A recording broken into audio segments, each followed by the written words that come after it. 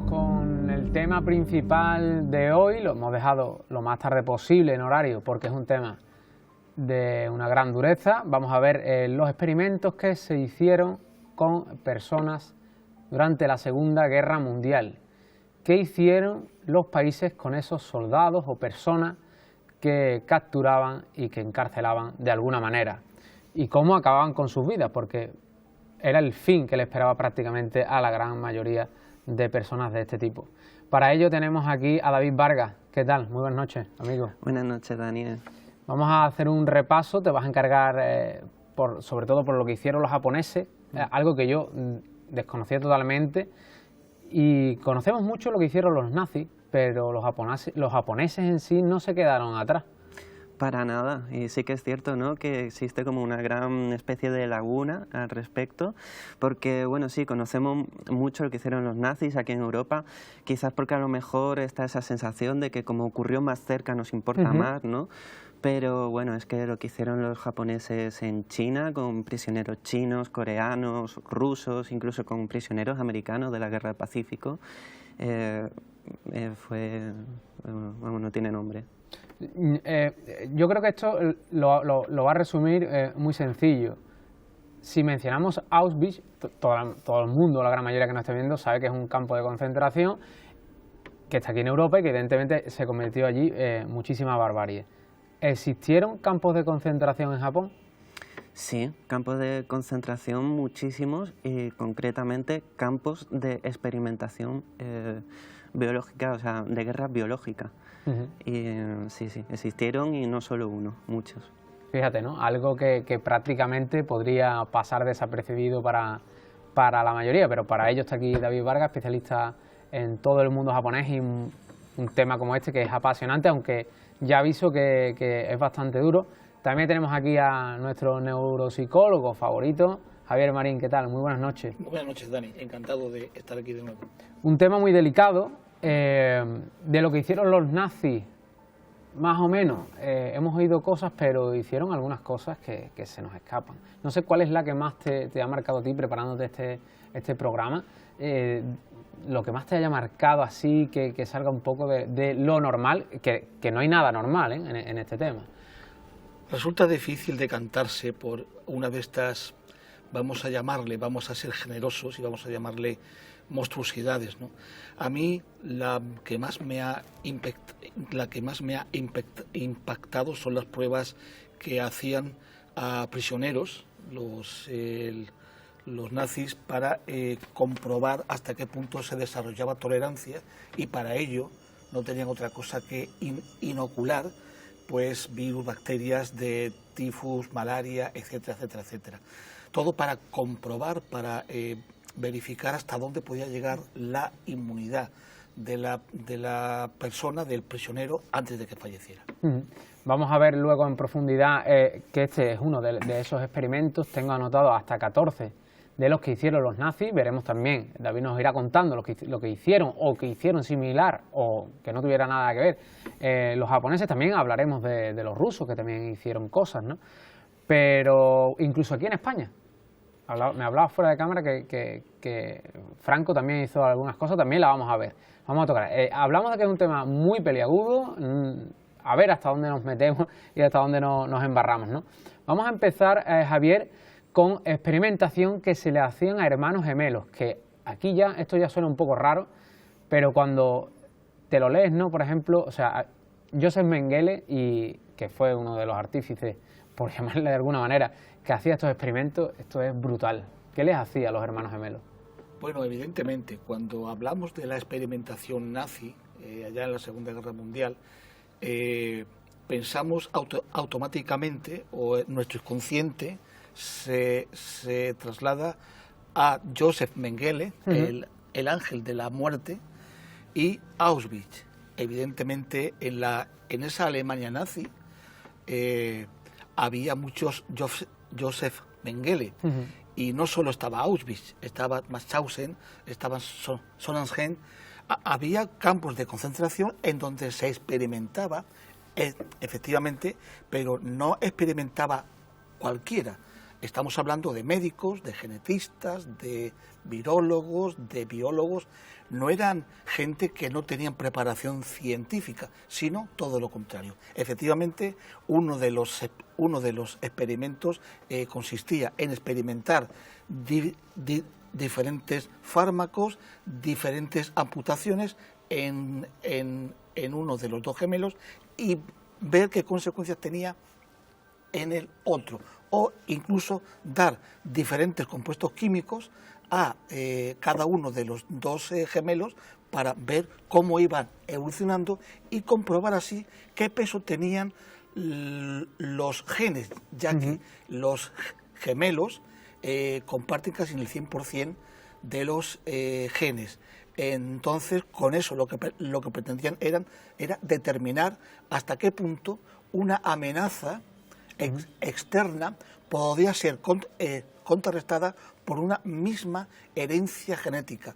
Lo que intentaban era mejorar la raza aria, pero no cara a la sociedad, sino cara al campo de batalla, tener soldados mejor preparados. Y con estos hermanos gemelos yo leía una cosa que solo de leerlo se le pone a uno la piel de gallina. Leo textualmente: llegaron hasta coser a unos gemelos juntos para intentar crear un siamés. Efectivamente. Ese era uno de los experimentos. Sí, sí. Fíjate hasta qué punto llegaba la idiosincrasia alemana de aquella época, de la Alemania nazi, para intentar creer que solo con coser, pues que ya los órganos se iban a fusionar, el hígado con el hígado, el riñón con el riñón, de parte en función de la zona en donde se hiciera eso, que el contacto físico iba a provocar todo eso. Evidentemente esto obedece más a un pensamiento mágico, surrealista, que no a la ciencia. Tú no puedes esperar fundir dos personas en una, pero es que si avanzamos un poquito más, los rusos intentaron hacer personas híbridas con chimpancés. Muchos prisioneros, muchos oponentes al régimen en la época Stalin también intentaron crear una nueva raza híbrida, cruzando prisioneros y personas que se oponían al régimen stalinista, cruzándolo con animales. Y uno de los procedimientos era ese. Otro era inseminar a una persona, a una mujer, para que tuviese o ver el feto de un simio, cómo iba evolucionando. O sea, que se le inyectaba, se le transfería material genético por inseminación artificial de un chimpancé. Esto no solo ha pertenecido al mundo nazi, sino que hay otros gobiernos que han estado obsesionados por crear razas superiores, razas más resistentes, y el tema de los gemelos supuestamente siameses era algo que los nazis querían conseguir. Esto no ha hecho más que comenzar y bueno, lo mencionaba antes, un tema durísimo porque hablamos de personas, que no se nos olvide, personas que no hacen esto por voluntad propia ni mucho menos, sino que están retenidos y contra su voluntad se les realizan todo este tipo de tropelías. David, volvemos a Japón, viajamos de nuevo, cogemos ese avión, ese jet instantáneo y nos plantamos en Japón. ¿Hicieron algo similar con hermanos, con gemelos, los japoneses? Bueno, en Japón, en la figura de Joseph Mengele, ¿no?, del ángel de la muerte, la encontramos con Shiro Ishii, que era el líder de la unidad 731, que, bueno, realmente tenía otro nombre, era el nombre de tapadera era Unidad de Prevención Epidémica y Sección de Purificación de Agua del Ejército de Kwantung. O sea, fíjate, nada que ver. Pero bueno, la unidad 731 pues fue como la más famosa, ¿no?, y la que mejores instalaciones y más grandes contó. Y en ella sí que es cierto que no hicieron distinción ninguna entre recién nacidos, bebés, mujeres embarazadas, adultos, ancianos, ninguna distinción de ningún tipo. De hecho, muchas veces llegaron a fomentar o a incitar violaciones entre los presos de los propios médicos con las mujeres presas, con el objetivo de comprobar la evolución de las enfermedades de transmisión sexual.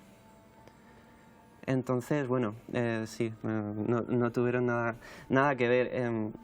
En este aspecto, yo diría que no estaban tanto enfocados a crear una raza superior, como si el objetivo de desarrollar armas de destrucción masiva, pero de base biológica. Shiro Ishii había estado viajando por Europa. Él era un médico bueno, de bastante renombre, un microbiólogo, que fue ganando en el ejército una carrera, nada más de licenciarse y empezar. Bueno, se empezó a ganar el respeto y la admiración de sus mandos por la capacidad que tenía para cultivar bacterias, de las deducciones que hacía. Consiguió que le enviaran, bueno, consiguió una beca de posgrado para la Universidad de Tokio, y cuando terminó lo enviaron de misión a Europa para reunir información sobre la guerra química que habían utilizado los alemanes en la Primera Guerra Mundial, con el gas mostaza y, bueno, y todas estas investigaciones. Y entonces, después de estar de gira por Europa y Estados Unidos reuniendo información, la utilizó para sus propias investigaciones. Él era un firme defensor de que si con la Convención de Ginebra habían prohibido estas armas, por algo sería. Por algo sería. Y que el futuro de la guerra pasaba por armas de destrucción masiva, en este caso biológicas, que era un poco lo que estaba más al momento. Lo que yo creo que en cualquier barra de bar acabamos hablando con el cuñado, con el amigo, etcétera, que las guerras después de la Segunda Guerra Mundial, ninguna va a ser ya, digamos, a disparos, ¿no? Que esto ya ha evolucionado muchísimo. Seguimos con experimentos, volvemos a los nazis, experimentos con trasplantes, Javier. También diseccionaban a una persona viva o muerta, o se le asesinaba para sacarle a algún órgano, algún hueso, algún músculo, y se hacían pruebas de trasplante.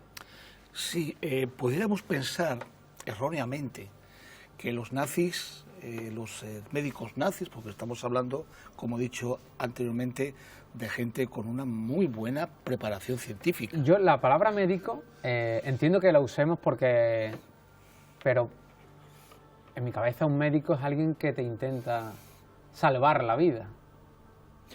Aquí estamos hablando de todo lo contrario. Efectivamente, yo entiendo lo que tú dices, pero como yo digo siempre, tenemos que ponernos en el contexto histórico-social de aquella época. Estamos en plena Segunda Guerra Mundial, estamos frente a una Alemania que fue humillada en la Primera Guerra Mundial. Alemania se partió, las potencias ganadoras la partieron en 4 trozos.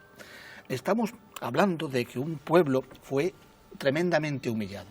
No digo esto para justificar absolutamente nada, sino para que se entienda el concepto y el contexto. Entonces tenemos que hablar de médicos y genetistas y biólogos para justamente hacer llegar a los telespectadores que eran gente preparada, pero que estaban en el camino tremendamente equivocado, pero que estaban inmersos dentro de una cultura en donde Alemania era un gran pueblo y no se merecía la humillación de la Primera Guerra Mundial. Esa idea ha costado mucho que el pueblo alemán la desechara, pero es para hacer notar que eran gente que era consciente de lo que estaba haciendo y eran gente que tenía los conocimientos para hacer lo que hacían. No era un experimentar para ver lo que pasa y te corto el brazo, te lo corto a ti, intercambio los miembros, que también se hizo en la Alemania nazi, en los campos de concentración, para ver qué es lo que pasa. No, o sea, estamos hablando de personas que tenían esos conocimientos técnicos para hacer lo que estaban haciendo. O sea, sabían operar, sabían trasplantar, sabían cómo quitar un órgano sin dañarlo. Eran personas que tenían esos conocimientos, que ya le llamamos médicos, que le dejemos de llamar médicos. Eso lo vemos ahora con la educación que gracias a Dios y con nuestra cultura tenemos. Pero en aquella época eso estaba justificado en esa Alemania. Y eso tenemos que tenerlo claro. Efectivamente, aquí se hacían trasplantes de todo tipo. Fíjate que conforme la ciencia va avanzando, los trasplantes, hoy se hacen trasplantes incluso usando aparatos o miembros o partes de órganos, válvulas, que están hechas a 3 dimensiones. O sea, que imagínate hasta dónde hemos llegado. Lo que no puedes hacer es intercambiar miembros o órganos de un cuerpo a otro sin conocer previamente cierta información que necesitas para evitar rechazos, que le haga falta. Trasplantar un hígado sano por otro hígado sano, intercambiarlos para ver qué es lo que pasa, eso no tiene mucho sentido. Sin embargo, así se hacía para intentar conseguir esa raza superior y hasta qué punto a nivel médico, a nivel clínico, podíamos incidir en que nuestros soldados, que en el fondo era lo que perseguían también, el gran soldado universal, el soldado ario invencible, que si recibe un balazo, que si un mortero le pierde un miembro, pierde una pierna, pues que le salga otra por autogeneración espontánea. Es ese pensamiento mágico que todas estas personas, por llamarlos de alguna manera, perseguían, para ser invencibles y para no tener ningún oponente en el campo de batalla. Además, yo quería añadir que también estos científicos, ¿no? Para ellos sí podríamos decir que eran médicos. Eran, por ejemplo, en el caso de los japoneses, eran médicos para los japoneses, porque a ellos sí los curaban, para los demás no. Claro. Los demás eran carne de cañón, vamos, sujetos de experimentos. Claro. También es un ejemplo, ¿no?, muy curioso de esto, que se referían a sus pacientes como maruta, que viene a significar troncos. Eran piezas de madera, no eran humanos. O sea, se perdía toda la humanidad posible, todo lo que somos como seres humanos y seres pensantes, ¿no? Me voy a saltar uno de los experimentos porque a mí me ha parecido de los más duros, porque habla de niños y lo vamos a saltar, pero nos vamos a ir a otro que es durísimo, sigue siendo durísimo todo lo que hicieron, sobre congelación. ¿Hasta qué punto aguantaba el ser humano para entrar en hipotermia y cuánto tiempo aguantaba estando en hipotermia? Eran pruebas, sí. Un segundo antes de que lo aclares, eran pruebas de 3 horas y nadie sobrevivió. Mira, esta serie de experimentos estaban muy enfocados para el frente ruso, ¿no? Napoleón fracasó en el frente ruso porque se les echó encima el invierno, y el invierno ruso no es el invierno madrileño, ni el invierno sevillano, eso creo que lo tenemos claro, ¿no? Allí las temperaturas pues pueden oscilar entre los 20 grados bajo cero y los 40 o 50 grados bajo cero. Entonces, lo que los nazis querían eran obtener soldados resistentes a este frío. Entonces, qué mejor oportunidad de experimentación que coger a estas personas, a estos troncos, a estos trozos de madera, a estas cosas, como muy bien dice David Vargas, los cosificamos para que todas las perrerías que yo le haga, pues no me afecten, ¿no? Entonces, cogían a prisioneros, siempre eran prisioneros, o judíos, la mayor parte, los metían en cubas con hielo y, bueno, contabilizaban hasta dónde podían llegar. Evidentemente morían. Unos se tardaban 2 horas, otros 3 horas, 3 horas y media, para ver de qué dependía el factor de la hipotermia, para obtener soldados que tuviesen suficientes defensas o suficientes forma física para poder actuar en el frente ruso. Esas eran las funciones de muchísimos experimentos nazis, y esta es una de ellas. O sea, es que me parece brutal, ¿no? O sea, te meten en un tanque con agua prácticamente helada y ese es tu final. No sé si, esto ya es entrar en otro tema, ¿no? Si ellos intentaban pues defenderse o negarse a hacerlo. Bueno, entiendo también que si te negabas pues te pegarían un tiro y siguiente. Sí, sí, sí. O sea, aquí acabarían rápido. Y si sobrevivías también te lo pegaban. Sí, sí, sí, sí. Hay que decir que, bueno, en los datos que hemos manejado no sobrevivió nadie, pero decir también que de todos los experimentos que vamos a ir viendo, si alguien sobrevivía, acababa, el final seguía siendo el mismo, que no era otro que la muerte. David, ¿algo sobre congelación de los japoneses? ¿También jugaban a congelar? Además, curiosamente, era una de las especialidades de Ishii, los experimentos de temperaturas extremas. La unidad 731 estaba ubicada en Manchuria, una región de China ocupada por el Imperio japonés. De hecho, bueno, en un principio Ishii solicita a su gobierno realizar los experimentos en Japón, pero se lo denegaron, le dijeron, experimentos con humanos en Japón, nada. Lo que pasa es que después llega la guerra con China y dicen, ah, bueno, China, eso no son humanos, eso vale, ahí vale. Entonces, en donde estaban, realizaba experimentos que no hacían de congelar a las personas enteras, pero hacían también algo como más macabro aún, peor incluso, y es que las congelaban por partes. Congelaban, por ejemplo, las extremidades y después, una vez estuvieran congeladas, inmediatamente les echaban agua hirviendo para ver cómo se descongelaban, cuál era el mejor método de descongelación, para ver si la carne se desprendía del hueso, si la carne se deshacía, si quedaba el hueso limpio. La persona estaba viva, bueno, consciente, claro, después ya acabaría, después ya no.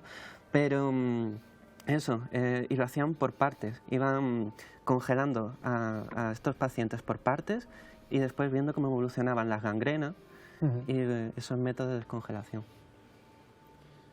Brutal y durísimo. Igual hay alguien que piensa, bueno, que esto ¿por qué se trata? Pues evidentemente para intentar que esto no se repita, al menos en mi punto de vista, en mi foco, ¿no? Hablar de esto es importante porque habrá gente que no lo conozca y gente que sí lo conozca y les parezca que esto es innecesario. A mí me parece muy necesario. Dejamos a un lado sobre la congelación, donde murieron muchas personas. Hasta ahora estamos hablando de cientos, en algunos casos, de los experimentos y en otros miles. Habrá algunos casos que son varios cientos de miles, que ya llegaremos. Pasamos a experimentos con, por ejemplo, la malaria. Sí. Que lo hacían, o sea, te inyectaban la malaria queriendo para ver qué pasa. Para ver el tiempo que podías resistir con esa infección, para ver qué tipo de anticuerpos desarrollabas, para investigar sobre antídotos, pero evidentemente usaban a estas personas como nosotros ahora pues utilizamos ratones humanizados, ¿no? Pero ellos utilizaban personas porque era el mejor escenario, ver la resistencia que cada persona tenía para enfrentar la infección, ver si la sintomatología era homogénea, si la respuesta inmune era igual para todas las personas y si se podía sacar alguna evidencia sobre cómo mejorar el sistema inmune de los soldados. Por eso se inoculaba no solo malaria, sino tifus, fiebre amarilla, todo lo que te puedas imaginar que hubiese en esa época, ¿no? O que había permanecido, ¿no? En forma vírica y en forma bacteriana. Y con estos fines hacían esos experimentos. De este en concreto tenemos los números, de los datos, ¿no? De los nazis. Hicieron pruebas hasta unas 1000 personas aproximadamente, 500 de ellas no resistieron las pruebas, las otras 500 fueron ejecutadas, que era lo que estábamos hablando. O sea, si no lo superaba, muerte, y si lo superas, también. ¿Hicieron algo similar con alguna bacteria, algún virus, los japoneses? Sí, porque lo de antes, lo de la congelación ya me ha parecido que iban como un poco más allá que los nazis, que era lo que hablábamos, ¿no? Que nos parecen muy malignos los nazis, igual los japoneses nos siguen sorprendiendo. Sí, o sea, es que lo de la unidad 731 es sorprendente y sobre todo por el final de los médicos de los científicos, digamos, que llevaron a cabo estos experimentos, porque, bueno, el final es que se fueron de rosita. Pero bueno, Sí, lo hicieron, experimentaron con todo tipo de enfermedades. Sobre todo me llama la atención que experimentaron muchísimo con peste bubónica. De hecho, en varios de estos centros lo realizaron. Uno de ellos estaba ubicado en Pekín, también, en el mismo Pekín, investigaban mucho sobre peste. Y lo inoculaban a la población china de formas muy diversas. Esta unidad es que, claro, lo que estaba intentando era desarrollar un arma. Y con ello investigaban también cuál era la mejor forma de esparcir esa enfermedad. Entonces, lo inoculaban mediante vacunas, le decían a los prisioneros, no, es una vacuna, se la ponían y después evolucionaban a ver los síntomas, pero es que después también envenenaban los suministros de agua de las aldeas, con avionetas hacían vuelos bajos e iban soltando proyectiles que no tenían carga explosiva, sino que tenían pulgas que después transmitían las enfermedades a las cosechas, picaban a los aldeanos, o directamente iban y les entregaban ropa con ya las pulgas dentro, o a los niños les daban caramelos y comida infectada. Después iban a esas mismas aldeas en las que habían repartido y hecho el experimento, y a los que habían sobrevivido se los llevaban para ver por qué habían sobrevivido y elaborar un virus modificado que también los matase. Me sigue sorprendiendo Sí. lo que eran, bueno, lo que puede llegar a realizar el ser humano, lo que llega a realizar el ser humano hablando de los nazis, pero como decíamos Sí. antes, los japoneses... Te puedo dar cifras si quieres un Sí. poco. Directamente en la unidad 731 se estima que murieron directamente por sus experimentos unas 12.000 personas. Desde los años 30, que comenzó con la ocupación china Manchuria, hasta cuando se dinamitó el complejo en 1945. De forma directa fueron unas 12.000 personas. De forma indirecta, a raíz de las plagas que provocaron, se estima que fueron entre 200.000 y medio millón de personas. Entonces son números Son cifras muy bastante- duras, son sí. cifras muy Sí. altas, que es lo que hablábamos anteriormente. Javier, experimentos con gas mostaza también. Sí, también con gas, mostaza, con distintos tipos de armamento, no únicamente armamento químico, armamento biológico, sino también con granadas para ver cómo perforaban los cuerpos, qué partes seccionaba, qué partes no, el gas mostaza también para ver las úlceras en la piel y dentro del propio tejido pulmonar, qué efectos tenía eso. Diseccionaban, le hacían la autopsia a la persona, estuviese viva o estuviese muerta después de recibir el gas mostaza para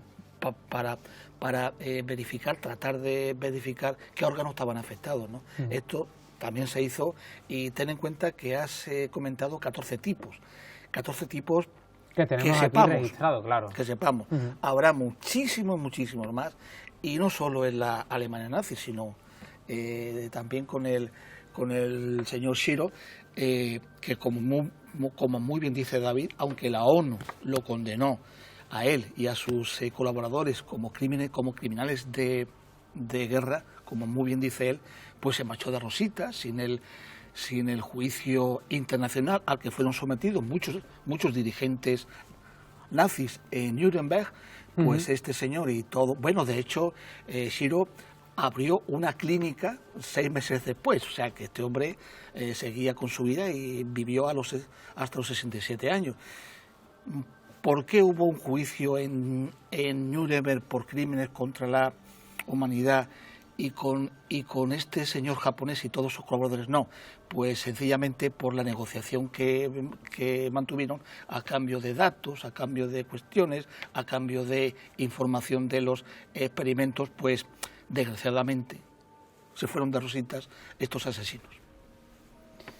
Seguimos avanzando, experimentos sobre sulfamida, que no deja de ser una droga, con la que hacían estos experimentos, porque te infectaban con lo que mencionábamos antes, ¿no? Una bacteria, una neurotoxina, y después te intentaban tratar, salvar, entre comillas, con esta droga, sulfamida, y ver tu reacción. O sea, sigue siendo un experimento. O sea, si el experimento anterior nos parece una locura, cuando seguimos avanzando siguen siendo todos una auténtica locura. Más que experimentos son torturas macabras lo que se realizó con el ser humano, y esta es una más. Hay otra aún peor. No solo se inyectaba o se daba sulfamida. En Sonnenhausen, que es un campo de concentración, se experimentaba con alcanfor.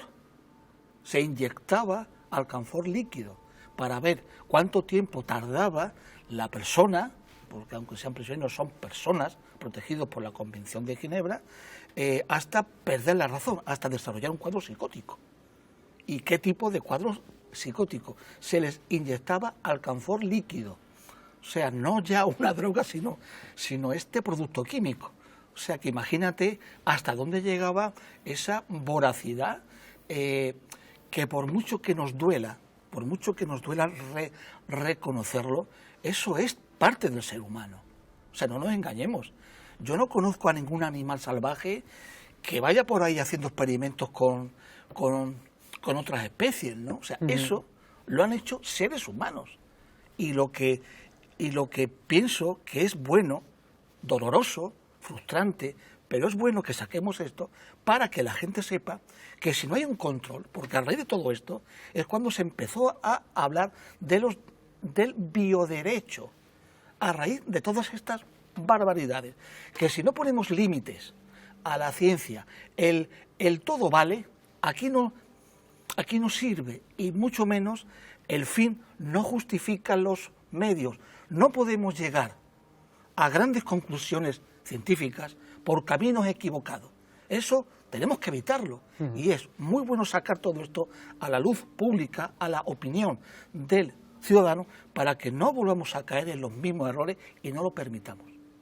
A mí me gustaría añadir a lo que ha dicho Javier.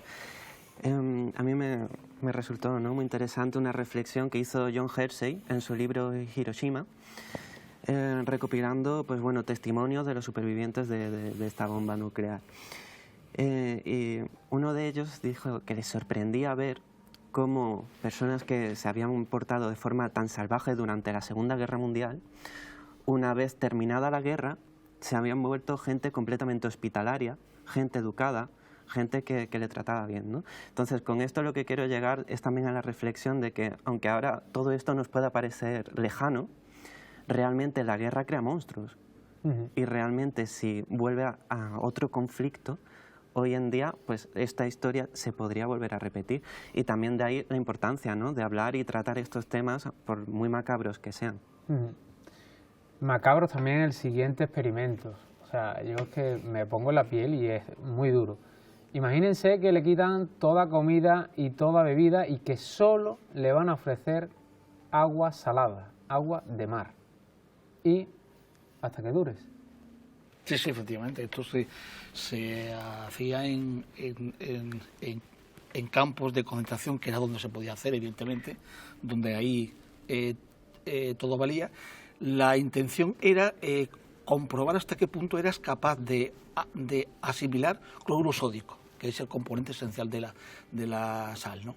Esto se trataba de ver la resistencia, las diferencias individuales, si una persona judía polaca o si un prisionero polaco era más resistente que un prisionero francés, porque también los hubo, o que un prisionero español, ver si la raza tenía algo que ver, el origen en ese desarrollo de esa defensa que el cuerpo pone, evidentemente, cuando lo estás envenenando con cloruro sódico.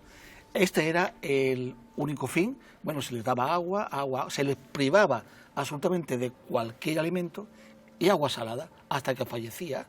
A ellos les interesaba únicamente el tiempo que eras capaz de aguantar, nada más, porque morir ibas a morir. Y si sobrevivías, pues te fusilaban.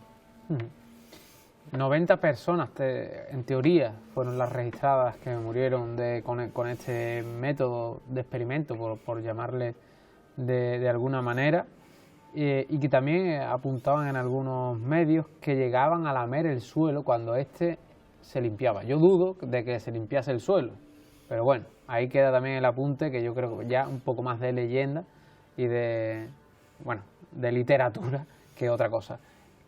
¿Hicieron experimentos similares los japoneses, volvemos a la pregunta, o todavía subían un peldaño más?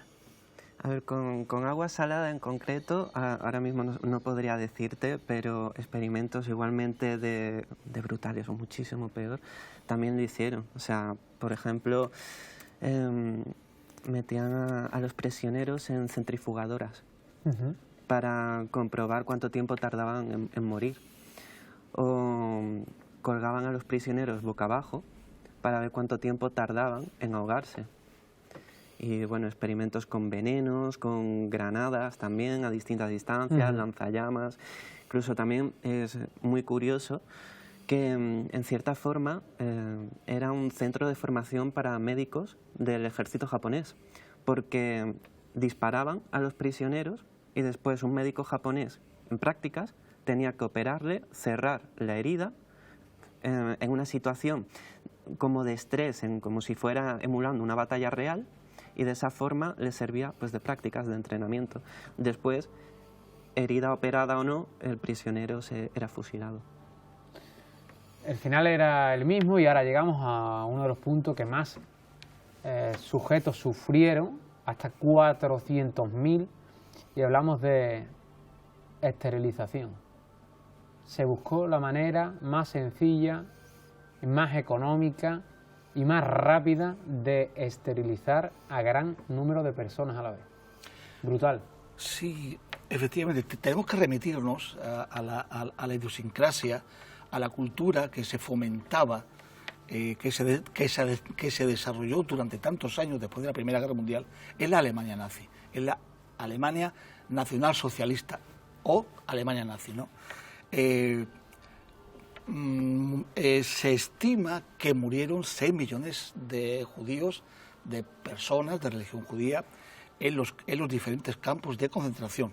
No solo los campos de concentración alemanes, sino también de otros países, como Polonia, por ejemplo, Austria, que también los tenía. Pero ellos eran conscientes de que no podían estar matando constantemente.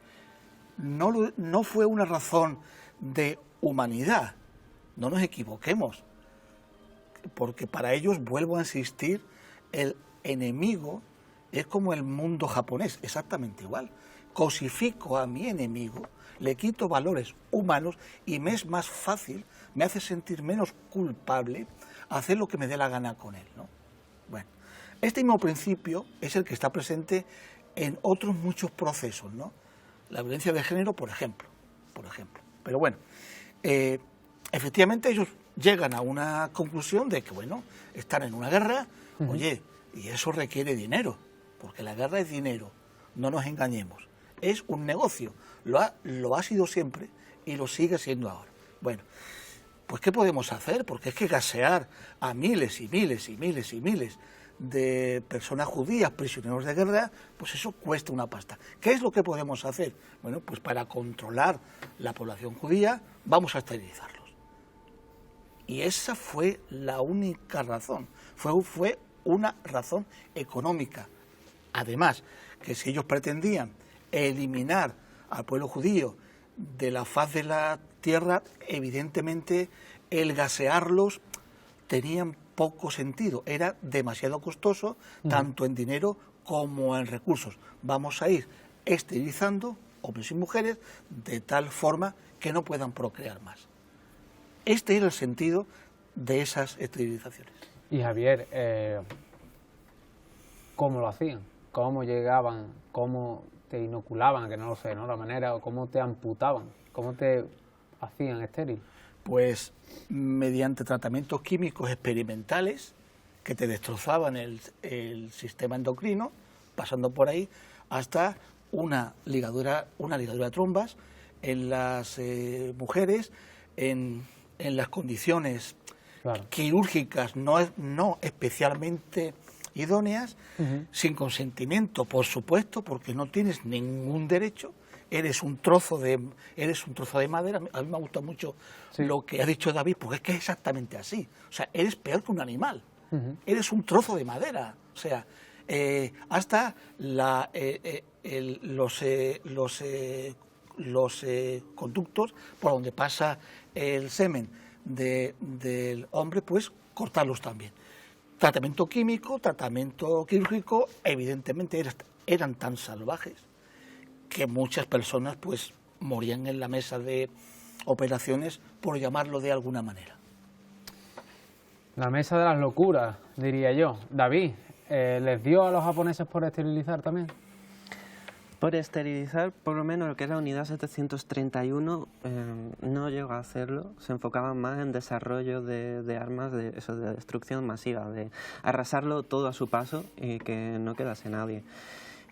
Sí que es cierto, ¿no? 6 millones de judíos, ¿no? Murieron en los campos de concentración. En China, desde que comenzó la guerra contra los japoneses, se estima que murieron unos 35 millones de chinos. También muchos de ellos a manos de estos agentes químicos, ¿no? Desarrollados por los japoneses. 35 millones de chinos. 35 millones, sí.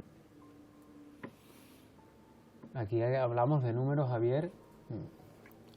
Y sin embargo, estos señores se fueron de rositas teniendo una calificación como criminales de guerra de la ONU, ni hubo juicio, ni hubo nada. Y los nazis, fíjate, quizá interesaba más en ese momento vender la idea de que los nazis han sido vencidos y vender la imagen. Fíjate lo malo que han sido, porque estamos hablando de penas de 25 años, estamos hablando de cadena perpetua y estamos hablando de ejecuciones. Muchos mandos alemanes, muchos médicos, científicos alemanes fueron fusilados en el juicio de Nuremberg. Y Rudolf Hess murió en la cárcel, en una cárcel inglesa para ser más exacto. Sin embargo, estas personas, como Japón, que hizo esas barbaridades en China, y no es mayor ni menor responsable que pudo ser Hitler. Son 6 millones de personas, 30 y tantos millones de personas chinas. Es el crimen en sí, es la forma de actuar fuera de lo que es el contexto científico, de lo que es el contexto médico, que como tú has dicho muy bien, el médico está para ayudar a salvar vidas, pero no de cualquier manera, porque podríamos hablar también de los experimentos rusos, también podríamos hablar, que también se cepillaron a un gran número de prisioneros, porque estos les dio un poquito por el tema de la salud, pero fíjate qué forma más demoníaca de entender la salud. Experimentaban con transfusiones de cadáveres de sangre a personas vivas. O sea, fíjate de lo que estamos hablando, ¿no?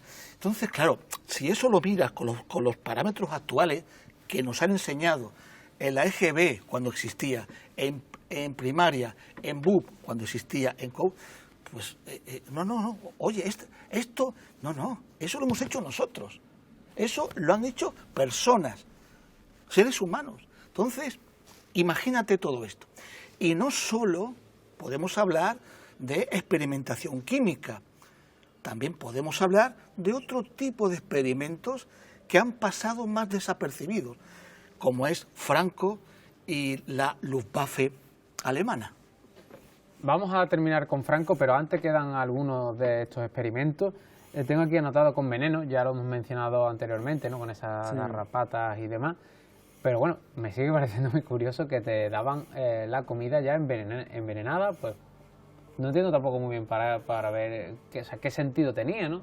Porque en un mundo donde la ejecución es algo que no está penado y que te puedo ejecutar simplemente, no entiendo que te envenenen dándote comida envenenada.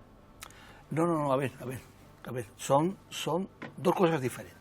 O sea, una cosa es que te fusilemos al amanecer, ¿vale? Pena de muerte, eres un prisionero, eres judío, pum, pum, ¿vale? Pero otra cosa es que tú, en el año 37 no se sabía lo que se sabe hoy médicamente.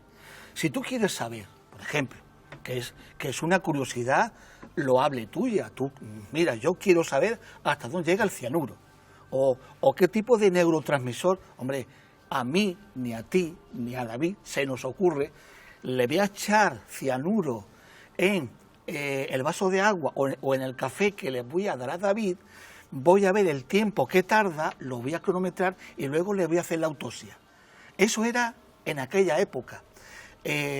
Evidentemente, hoy, si quieres averiguar algo de esta naturaleza, ver, por ejemplo, hasta qué punto el SARS-CoV-2 invade el sistema nervioso, pues yo lo que hago es que pruebo en modelos animales, ¿no? O sea, modelos animales humanizados, ojo, que no son ratones normales, son creados para esto.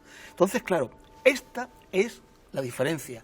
Era un averiguar a través de cualquier forma cómo mata ese veneno, qué tipo de lesiones provoca ese veneno, cuánto tiempo dura, si tiene que ver que seas judío o que seas polaco o que seas español. Esa era la obsesión, crear un ario perfecto. Bueno, El Gran Soldado Universal, esa película que hemos, pues viene a ser un poco esto, o sea, que yo pueda resucitar a soldados muertos, también se experimentó con esto, no en la Alemania nazi. Entonces, no solo a través de química, ni a través de fármacos, sino que la inmortalidad era una cosa que estaba muy perseguida, muy codiciada, no solo por Hitler, sino por Himmler, que fue el que promovió todas las expediciones a Valencia para el Santo Grial, a Montjuïc, a todos estos sitios, ¿no? Para tener esa inmortalidad, para hacer de la raza aria una raza superior, cosa que no es ni será, porque nos guste o no, todos estamos hechos de genes, los mismos genes, y eso es así, y no lo va a cambiar nadie. Antes de valorar brevemente lo que se llegó a hacer aquí en España, se nos van a quedar algunos en el tintero, pero hay una muy curiosa, al menos a mí así me lo parece, que era los experimentos con la altitud, con la presión a la que se somete un cuerpo humano cuando está a gran altitud, y crearon cámaras para reflejar esa presión que podría llegar a soportar un piloto de avión en esa zona si tenía que eyectarse de ese avión incendiado o averiado, ¿no? También, o sea, es que me parece una manera también muy macabra de meter en una cámara a presión que te crea esas condiciones, ¿no?, que existen a 20 hasta 20 kilómetros de altura. Hicieron 200 experimentos de este tipo, 80 murieron durante el experimento y los otros 120 fueron ejecutados. Fíjate, y es precisamente para lo que tú dices, vuelve a ser lo mismo, un soldado lo que buscan. Sí, fíjate que llama mucho la atención, y te voy a contar una cosa que tampoco se asocia mucho, ¿no? Pero una de las formas de exterminio de la oposición del régimen chileno militar, general Pinochet, era montar en aviones a todos los prisioneros, subirlos a cierta altura, que no se desmayaran para que fueran conscientes, y tirarlos al mar, desde 3, 4, 5.000, 6.000 metros. No interesaba que se desmayaban.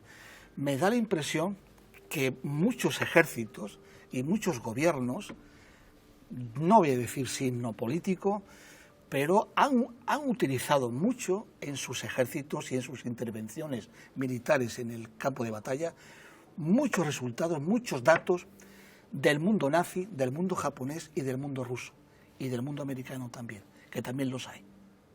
También los hay, que otro día hablaremos de eso, que tampoco se quedan atrás ni con los chinos ni con los nazis, y son una democracia. En una guerra, al menos bajo mi punto de vista, no hay ni buenos ni malos, ¿no? Al final es una ideología contra otra, otra te puede gustar más o menos, pero al final son personas humanas, seres humanos, matándose por otros que son los que se van a llevar la gloria al fin y al cabo. Vamos a ver qué se hizo en España. Bueno, ¿Qué fíjate, se llegó a hacer en España? ¿No? Porque sí, creo que sí, las cosas más conocidas ya se saben, sí. ya las sabemos. Evidentemente, no todo eran armas biológicas, no todo eran experimentos médicos, científicos, genéticos, por llamarlos de alguna manera, muy entrecomillados, sino que también había experimentos con grandes masas de la población, pero no con agentes químicos. Se ha hablado mucho del mito de Guernica, del bombardeo de Guernica. Te hablo del 26 de abril de 1937, cuando la Legión Cóndor, la Luftwaffe alemana, bombardeó Guernica, al mando de dos generales, de dos comandantes, no recuerdo el grado ahora mismo, creo que eran comandantes, que era el célebre Barón Rojo. Bueno, pues mucho se ha hablado de que fue algo permitido por Franco, que lo hizo Franco, que lo hicieron los anarquistas. Realmente no fue así. Fue el primer ensayo de un bombardeo selectivo y luego general. La Luftwaffe quería probar si la forma de bombardear ciudades que habían diseñado era un experimento. ¿Se podía llevar a cabo o no y qué porcentaje de éxito tendría? Guernica era una población de aquella época, año 37, habría unas 5.000 personas. Era una capital vasca, era la capital vasca. Bueno, curiosamente se quedan en pie el árbol de Guernica, la casa del pueblo y el almacén de armas. Esas tres cosas se quedan intactas, pero bombardean a 3 niveles. Primer nivel, bombas que estallan no al impactar, sino al descender a cierta altura, para erradicar e incendiar los tejados de las casas, para dejarlos sin tejado ninguno. La siguiente era ya bombardear casas. Y la tercera, el tercer nivel, era bombardear a la población general. Ese fue el experimento que hizo la Luftwaffe. En aquella época el Barón Rojo quería tener mucho la aprobación de Goebbels, y este experimento de bombardear primero a la población de una manera selectiva y luego a la población general, esto luego inspiró a un país, que es Estados Unidos, donde eliminó 2 ciudades, precisamente amparándose en este experimento nazi, y se cepilló, cogió únicamente el tercer nivel, bombardearlo todo a la vez. ¿Por qué? ¿Por qué los Estados Unidos eligen esto y no los 3? Porque con una sola bomba tenían la capacidad de, con una sola bomba, no 3 tipos de bombas como hicieron los alemanes, sino con 3 bombas, con una única bomba, podían volatilizar tejados de casas y personas y edificios. Luego se coge, desarrollan un arma que es la bomba atómica, la bomba nuclear, y la depositan, la lanzan en Hiroshima y Nagasaki. Esto fue inspirado en esta tercera prueba de bombardeo indiscriminado a una población que los nazis ensayaron en España. Vaya. Hemos hablado de cientos de miles de muertos, algunos que llegaron a sobrevivir quedaron mutilados y sufrieron discapacidad permanente y además presión psicológica. Entiendo que psicológicamente irrecuperables, personas irrecuperables de lo que habían vivido y a la tortura que habían sobrevivido. No sé si se queda algo en el tintero con respecto al tema de Japón.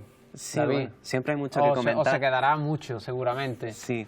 No, bueno, en este aspecto, hilando con lo último que has dicho, de supervivientes, ¿no? yo me quedo con dos anécdotas. Antes de la unidad 731, Issy ya estaba realizando experimentos en China, en Manchuria. Lo que pasa es que lo estaba haciendo en otra localidad, en lo que se conoce como la fortaleza de Zomma. Bueno, lo que ocurrió fue que se produjo una fuga de presos. Unos 40 presos consiguieron fugarse un día que se estaba celebrando una festividad. Total, consiguieron reducir a los guardias, abrir las celdas y se escaparon. Bueno, a los que no mataron mientras huían, consiguieron llegar a China y comenzaron a difundir un poco lo que estaban haciendo los japoneses. ¿Qué pasa? Destruyen el laboratorio, que están ahí, abandonan los japoneses el laboratorio y se van y forman la unidad 731, que bueno, era mejor, ¿no? Estaba mejor equipada, más moderna y todo. De hecho, cuando tienen que abandonarla, pues también eliminan todo rastro de archivos, documentos, instalaciones, dinamitan los edificios. Lo que pasa es que estaban tan bien hechos para la época que aún a día de hoy siguen en pie y se han convertido en un museo que se puede visitar. Bueno, pues no se fueron los japoneses tampoco sin acabar hasta con el último de los presos. Bueno, lo curioso, yo me quedo primero con la anécdota de los presos que consiguieron fugarse de la fortaleza de Zomma y después con que en 2002 se produjo un fallo de la Corte Suprema de Japón que fue histórico porque unas 180 familias descendientes ya o afectados directos por estos experimentos demandaron al gobierno japonés por estos experimentos y le solicitaron una compensación económica. Bueno, pues la Corte Suprema japonesa dijo que no había compensación económica, pero admitió públicamente su implicación en estos experimentos y que lo que habían hecho habían sido crímenes de guerra. De modo simbólico, es una sentencia histórica que, bueno, que admite esto, por lo menos, pues bueno, ya no es algo que se niegue y que sea un completo secreto.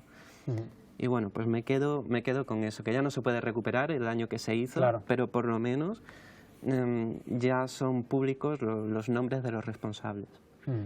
Ha dejado de ser un tabú en el país asiático. Brevemente, porque nos quedamos sin tiempo, os lo decía fuera de cámara, digo, me gustaría terminar con una opinión totalmente loable de vosotros, de saber, o sea, de qué pensáis si esto ayudó al ser humano a evolucionar médicamente. O sea, ¿ha ayudado esto a la medicina actual? ¿Todos estos experimentos ayudó? ¿Sí o no, Javier? Yo pienso que no.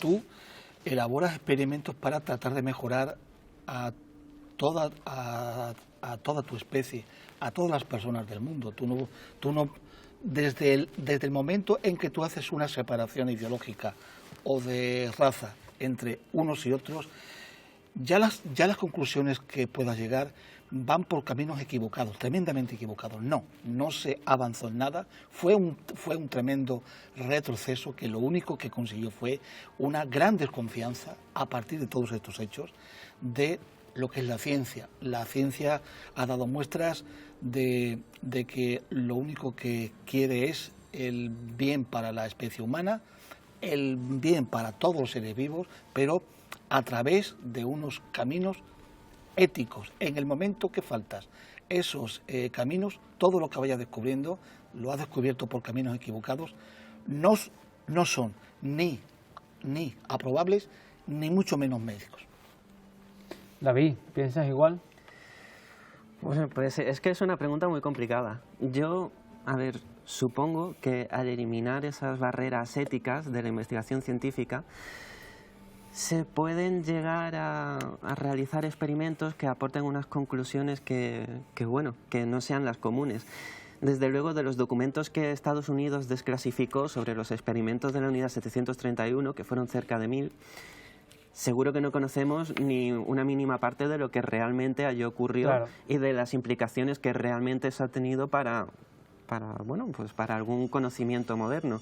Yo no lo sé. Sé que desde luego sería una victoria pírrica, sería algo que no merecería la pena. Y bueno, no sé, yo creo que desde luego todos estos experimentos acabaron derivando en que este gran trauma haya propiciado, pues bueno, un poco esa pérdida como de esperanza, ¿no? que siguió a la Segunda Guerra Mundial, esa pérdida de fe en la humanidad, que bueno, que tanto se ha hablado en lo de la posmodernidad, ¿no? Y demás, ese shock, ¿no? De pérdida en los valores tradicionales. Pues bueno, si al final acabaron desembocando en estas atrocidades, pues normal. Es un tema muy peliagudo todo el que hemos tratado y evidentemente esta opinión de nuestros contertulios también, porque bueno, no deja de ser la opinión de ellos, ¿no? De si se sumó algún granito de arena a la medicina o no. Aquí lo dejamos. Muchísimas gracias a los dos. Yo creo que ha sido un tema complicado, pero que, como decía anteriormente, importante para que esto no se olvide. Muchas gracias. Muchas gracias a ti, Dani. Hasta siempre.